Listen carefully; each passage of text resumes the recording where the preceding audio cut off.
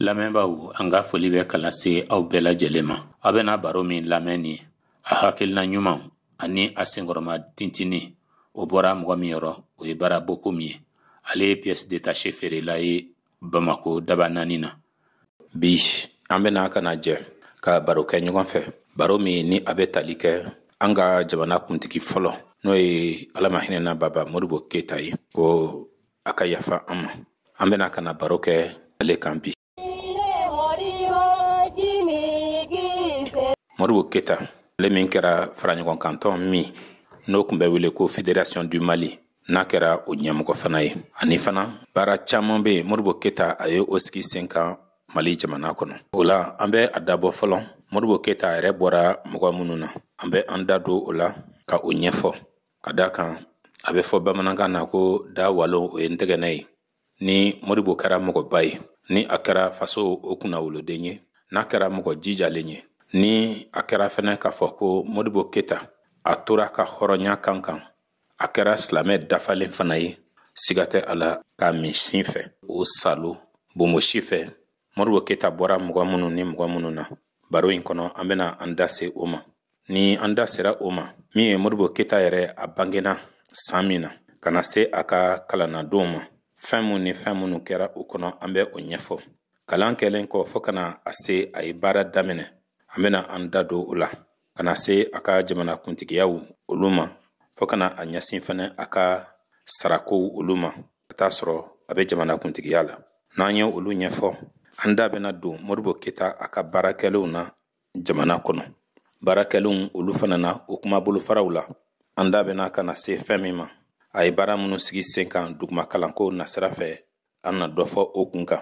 N'o bɔra ye cɛmancɛ kalansoko nasira fɛ, an na dɔ fɔ o kun kan. Min ye sanayɛlɛ kalansoko fana o nasira ye, an na dɔ fɔ o fana kun kan. O kɔfɛ fana Modibo Keyita ani a taamaɲɔgɔnw u ye baara minnu sigi sen kan sirabako nasira fɛ k'an ka faso dugubaw ani dugumisɛnw k'olu sɔgɔ ɲɔgɔn na. An bɛna ka na an da don olu bɛɛ lajɛlen na. Min dun ye fana Modibo Keyita a ka baara kɛlenw fana ye nantigiko nasira fɛ. Da bɛna ka na se ninnu bɛɛ lajɛlen ma. Lɔnni ko nasira fɛ an ka jamana kɔnɔ n'an ko ma ko culture, an da bɛna ka na don o la. Ni an y'an da don o la, Modibo Keyita a ye fɛn mun ni fɛn minnu sabati kɛnɛ kan, danbeko nasira fɛ, dinako o nasira fɛ, an na an da don o la fana ka ɲɛfɔli kɛ ka ɲɛsin o bɛɛ lajɛlen ma.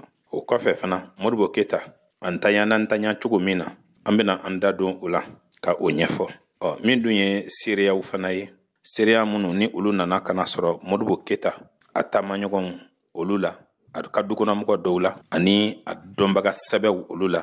An bɛna ka na nin bɛɛ lajɛlen de ɲɛfɔ ni Ala jɛn'a ma. An bɛ ka kuma cɛba min kan, kabini ale ntanyana don min na fo kana se bi ma, an ma mɔgɔ sɔrɔ k'a fɔ ko min sera ko ka a ladege a ɲɛ ma zan ko ka kun a la.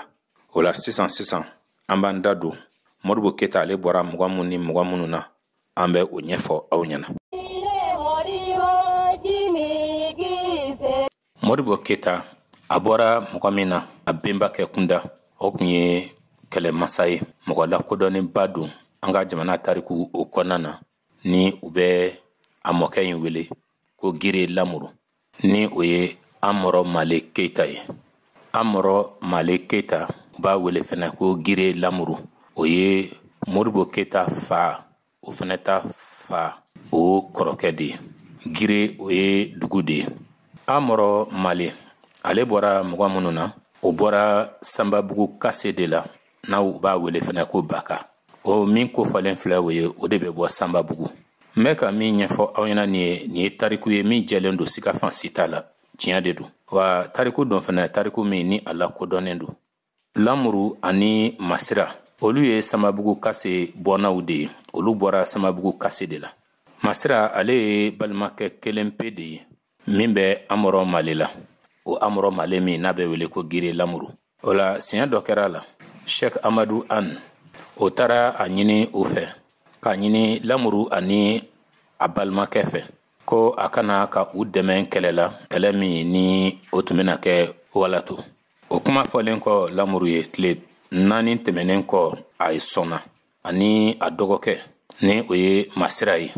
O Masira o ye Modibo Keyita fa o fana ta fa de ka fara balimakɛ fila wɛrɛ kan u mɔgɔ 4 tara kɛlɛ in na k'a kɛ. Sokɛ dɔ tun bɛ Lamuru bolo. O sokɛw o mankan tun mana bɔ tuma jugu hakili tun bɛ ɲami, jasiranba tun bɛ don u la. Wa bɛɛ tun b'a dɔn k'a fɔ ko o sokɛw ko ye Lamuru de ta ye. Lamuru ani a ka sokɛ bɛɛ kɔni b'a faamuya olu yelen dɔrɔn o kɔni o ye mɔnɛbɔli de ye. O la Lamuru a n'a balima ninnu ale ye se sɔrɔ Alatɔn kɛlɛ in na. Sheikh Amadu sɔrɔla o la ka a ɲininga. Sheikh Amadu yɛrɛ tun ye a fɔ ko a bɛna Lamuru ni a balimakɛ ninnu sara ni sanu de. Lamuru ani a balimakɛ masira. Nga Lamuru ma sɔn o ma. Lamuru y'a fɔ k'a fɔ ne tɛ sanuko la. Nga n mako bɛ min na i bolo o de ye duwawu ye. I ka duwawu kɛ. Walasa an ka se ka mɔgɔ sɔrɔ mɔgɔ min ni o tɔgɔ ni o bɛna bonya n'a tɔgɔ n'a na kɔbaw ani babaw tigɛ. Masira a ye den min sɔrɔ nin cogo la o de kɛra Daba Keyita ye. Daba Keyita ale taara Farajaw olu ka kalanso la ka kalan kɛ. A ka kalan bannen kɔfɛ a kɛra foroba sɛbɛnnikɛla ye Kuluba. Farajaw olu ka mara ɲɛmɔgɔ o kɛrɛfɛ Kuluba. A tun bɛ fɔ wagati de la ko komi expeditionnaire ni o ye foroba sɛbɛnni kɛbaga ye ka a lase yɔrɔw la. Daba Keyita ale fana nana kana bange. Ale nana kana denkɛ dɔ sɔrɔ. O de nana kɛ Modibo Keyita ye. O cogo de la a bɛ fɔ ko Modibo Keyita Mali jamana kuntigi fɔlɔ ko o de don. Jamana kuntigi min ni a ye Mali ka yɛrɛma hɔrɔnya ɲini ka d'a ma. Ale ye Lamuru de mɔdenkɛ ye. O Lamuru o ye Masira Keyita kɔrɔkɛ de ye. Masira Keyita n'an bɛ segin a kan tuguni o ye Modibo Keyita fa de ye n'o y'a mɔkɛ ye. Nin ye tariku de ye min dɔnnen don. A bɛ se ka sɛgɛsɛgɛ ka tila ka sɛmɛntiya fan bɛɛ fɛ. Hali sini jeliw bɛ ji da nin ko sanan kan. Wa dɔnkili yɛrɛ dɔ bɛ yen min dalen bɛ nin koɲa in na. N'a u dɔnkili n'o b'a fɔ ko i jɔyɔrɔ yira. Ka d'a kan tuma min na ni binganikɛlaw nana ka na firi Lamuru a burannakaw ka misiw kan k'u cɛ ka taa n'u ye. U taara ni dugukɔnɔna misiw bɛɛ ye ani Lamuru burannakaw ka misiw ka taa n'a bɛɛ ye. O la u nana ka na kɔ dɔ tigɛ, kɔ min ni a bɛ wele ko Kirikilanbe. Lamuru tuma min na ni kibaruya dara a tulo kan ko binganikɛlaw nana ko kana dugu misiw cɛ a n'a burannakaw ka misiw k'a bɛɛ cɛ ka taa n'a ye. Lamuru sɔrɔla o la k'a ka sokɛ ta. A sɔrɔla o la ka taa binganikɛla ninnu ka taa u kunbɛn k'u dala bɛrɛnbɛrɛn. Ni zon minnu filɛ nin ye ni binganikɛla minnu filɛ nin ye. A taara ka taa dugu misi ninnu bɛɛ lajɛlen bɔsi binganikɛlaw la ani a burannakaw ta o dugu ta o a y'a bɛɛ de minɛ u la. A ma dan u yɛrɛ ka du walima a burannakaw ka misiw dɔrɔn ma dɛ. Dugu misi bɛɛ a y'a bɛɛ lajɛlen minɛ cɛnnikɛla ninnu bolo. Tuma min na ni a wasalen bɛ ka na ni dugu misi ninnu bɛɛ lajɛlen ye gɔngɔn wulilen don. Lamuru yɛrɛ b'a ka sokɛ kan ka na. Tuma min na ni jeliw y'o ye yɔrɔjan fɛ. Jeliw de sɔrɔla o la ka dɔnkili da ko Amɔrɔ Male i jɔyɔrɔ yera, Amɔrɔ Male i jɔyɔrɔ yera. Jeliw ye ni dɔnkili in de da. Wa a lakodɔnnen don hali bi fana. O Masira min filɛ o ye o den o de ye Daba Keyita ye. Daba Keyita o den ye Modibo ye. Wa Daba nin ye den 11 de sɔrɔ n'o ye Modibo Keyita fa ye. Wa Modibo Keyita ye den 4nan ye. Den minnu ni Modibo Keyita fa ye o sɔrɔ an bɛna o dannatigɛ aw ye. Den fɔlɔfɔlɔ o tɔgɔ ye ko Hawa Keyita. Den filanan o tɔgɔ ye ko Male Keyita. Den sabanan o tɔgɔ ye ko Masire Keyita. Den 4nan n y'a fɔ aw na cogo min na o ye Modibo Keyita ye. Den 5nan o ye Kase Keyita ye. Den 6nan o ye Isa Keyita ye. Den 7nan o ye Musa Keyita ye n'u b'a wele ko Tati. Den 8nan o ye Ibrahima Keyita ye. Den 9nan o ye Wande Keyita ye. Den 10nan o ye Kunbati Keyita ye. Den 11nan o ye Nabintu Keyita ye.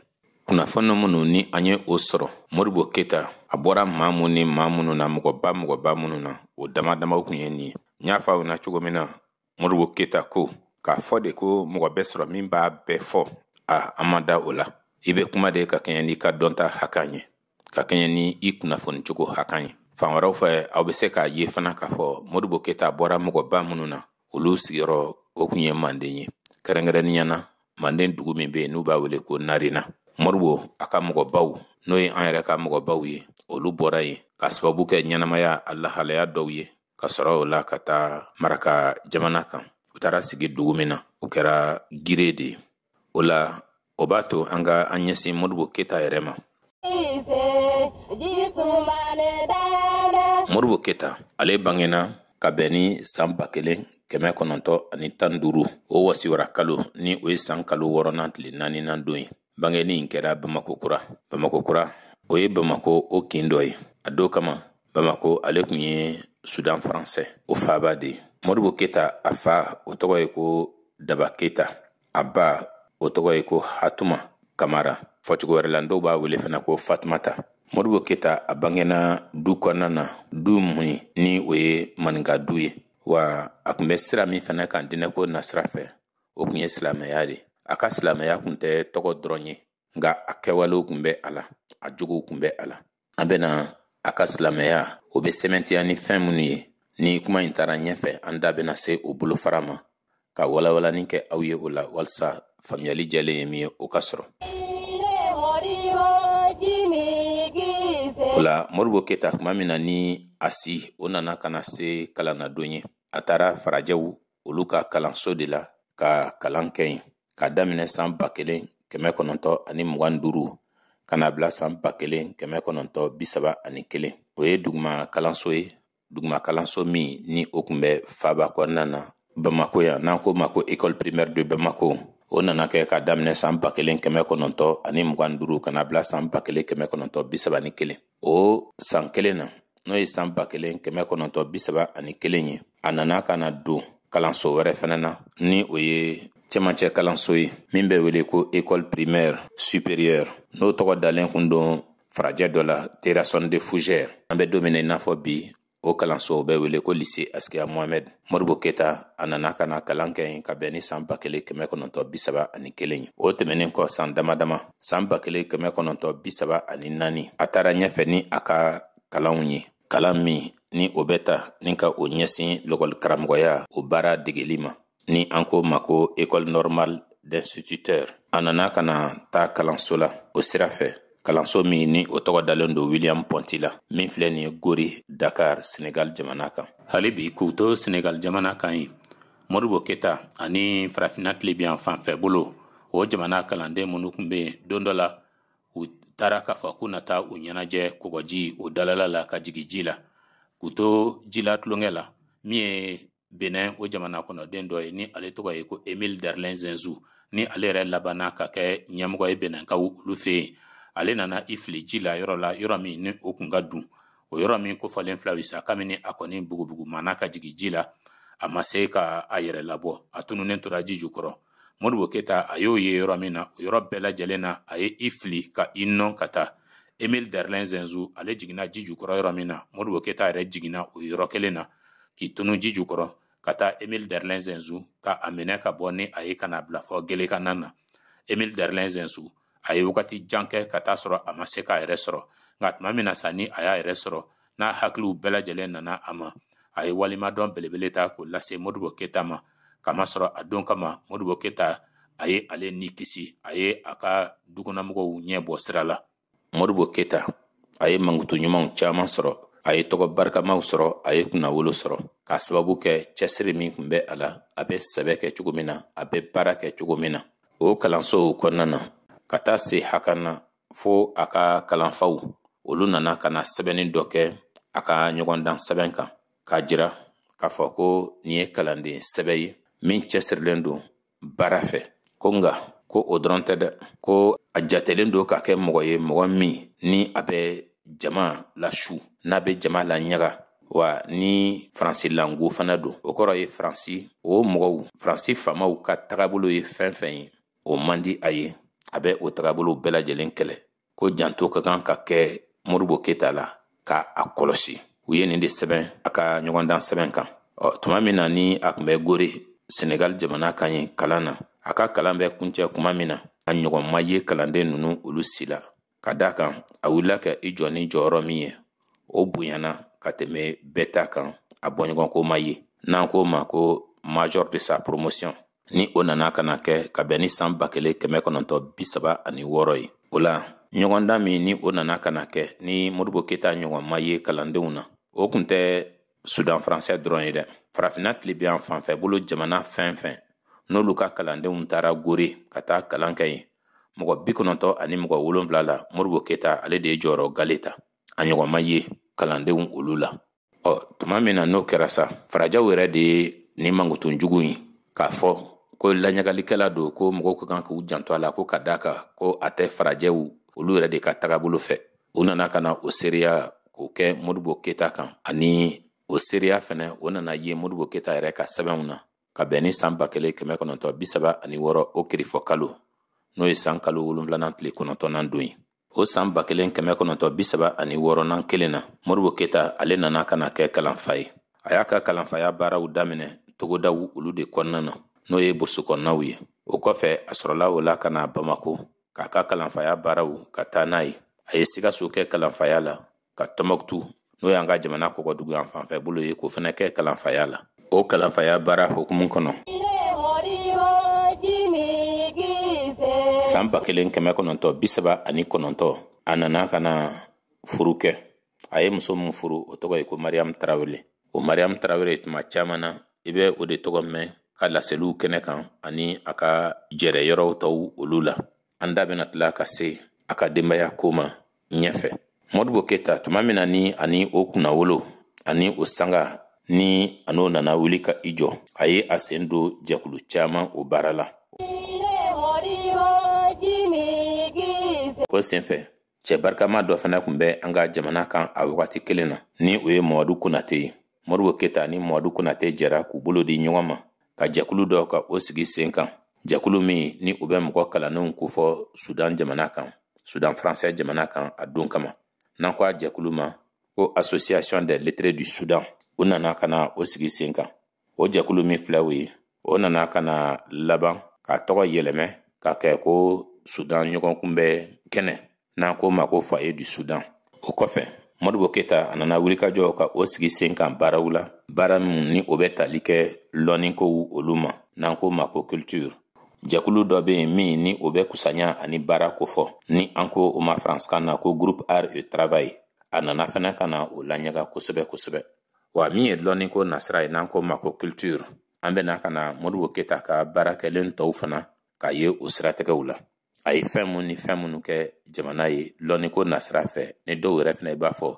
ko seko ni dɔnni nasira fɛ san 1937 la ani Haute-Volta min bɛ wele bi ko Burkina Faso ani o jamana kɔnɔden dɔ min tɔgɔ ye ko Wɛnzɛn Kulubali ani o nana jɛ k'u bolo di ɲɔgɔn ma ka lafasalitɔn dɔ ka o sigi sen kan lafasalitɔn min ni a bɛ kalanfaw kofɔ farafinna tilebiyan fanfɛ bolo fɛ o tilebiyan fanfɛ bolo min bɛ Faransi ka mara kɔnɔ o lafasalitɔn ni an ko ma dɛɲɛ walawalalen na Faransikan na ko syndicat des enseignants d'Afrique occidentale française o nana ka na o lafasalitɔn n'o ye hakɛ ɲinitɔn ye o nana ka na o sigi sen kan o kɔfɛ Modibo Keyita a nana ka na kɛ tɔnden ye kulu belebele dɔ o kɔnɔna na min bɛ Sudankaw kofɔ n'an ko o kulu ma ko bloc soudanais ni o nana ka na ladan ka o sigi sen kan Mamadu Konate ale fɛ ala ma hinɛ la san 1943 la Modibo Keyita ale ni Jean-Marie Kɔnɛ u nana jɛ fana k'u bolo di ɲɔgɔn ma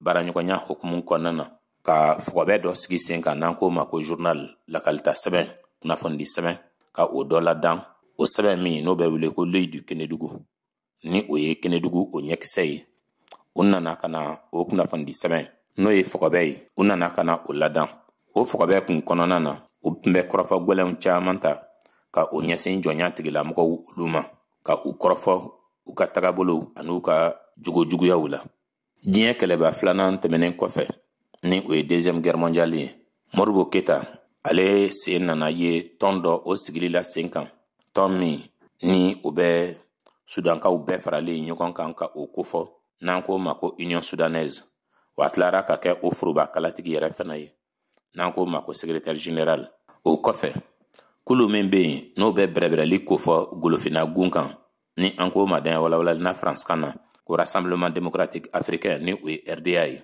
Modibo Keyita nana ka na kɛ o tɔnden ye ka don o tɔn kɔnɔna na ka bɛn ni san 1946 o san ye kabini Modibo Keyita ye donni kɛ RDA kɔnɔna na ka kɛ a tɔnden barikama ye jɔnya tigilamɔgɔw olu sɔrɔla o la ka Modibo Keyita k'a jate minɛ k'a ye k'a dɔn k'a fɔ ko nin kɔni ye olu kɔyirabaga ye kɔyirabaga min ni a ka farin ni a ka jugu u ma kosɛbɛ n'an ko ma faransikan na ko dangereux opposant. O de senfɛ wagati nana ka na k'a la u kun ye Modibo Keyita minɛ ni ka a datugu wagati dama dama o kɔnɔna na san 1946 o san na.